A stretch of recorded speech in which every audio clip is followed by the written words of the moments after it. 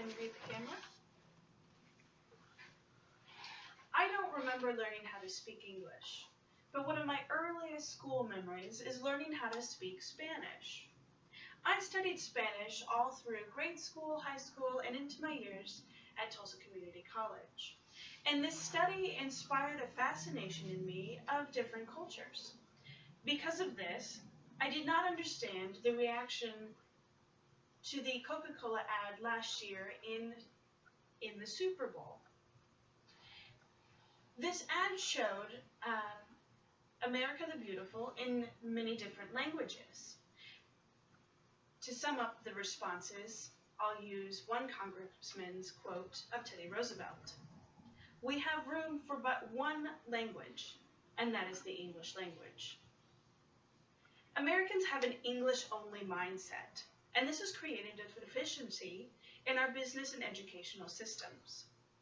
In the book Bilingual Education in the 21st Century by Ofelia Garcia, she tells us that in post-9/11, the intelligence communities report that their single greatest need is a multilingual workforce. Not only did they not have staff who spoke the vital languages, but they didn't have culturally sensitive or respectful staff.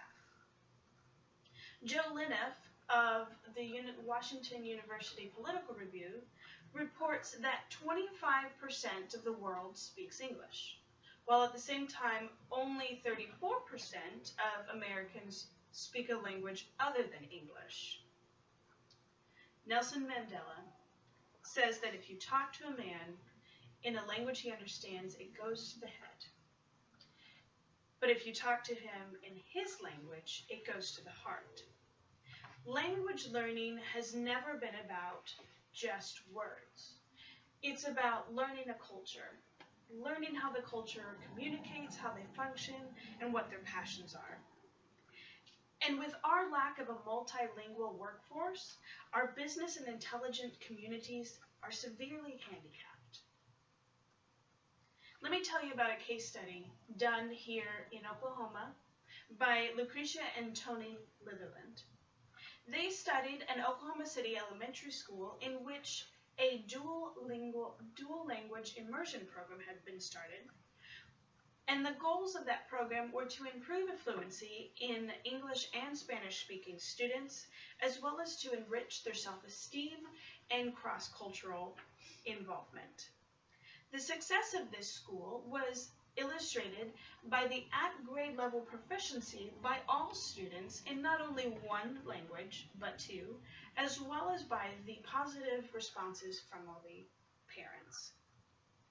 However, after several years of this program's success, the administration that originally supported the program was replaced by a leadership that advocated an English-only approach.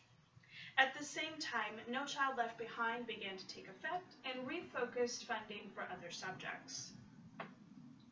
I was required to take foreign language courses throughout high school and college, as were many of my peers.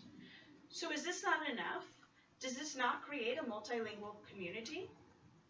The Bilingual Education in the 21st Century reports that only 4 states have requirements for foreign language studies for all their students, and only 18 states have foreign language requirements for some of their students.